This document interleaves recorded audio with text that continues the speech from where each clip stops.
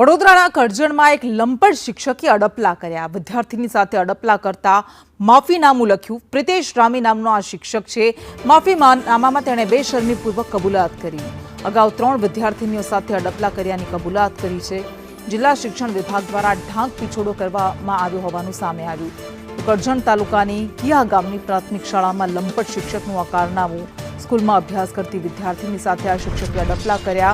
માફીનામું લખ્યું અને એટલું જ નહીં, આ શિક્ષકે આ પહેલા 3 વિદ્યાર્થીનીઓ સાથે અડપલા કર્યાની કબૂલાત કરી છે।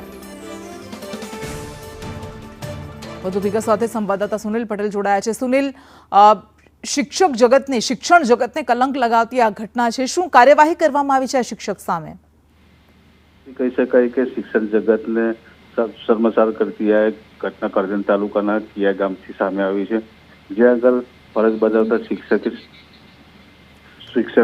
દ્વારા સ્કૂલમાં ભણતી વિદ્યાર્થીને અડપલા કરવામાં આવ્યા છે, જેને લઈને વાલીઓમાં રોષ ફેલાયો હતો અને વાલીઓ દ્વારા જે રજૂઆત કરવામાં આવી હતી ત્યારબાદ શિક્ષકે માફીનામું પત્ર લખી અને શિક્ષણ વિભાગની અંદરથી માફી પત્ર લખીને બહાર આવ્યું છે।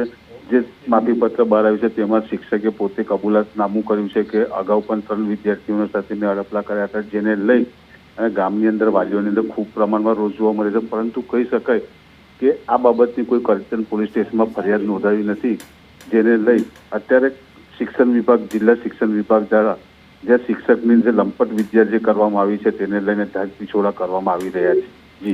જી બિલકુલ, આભાર।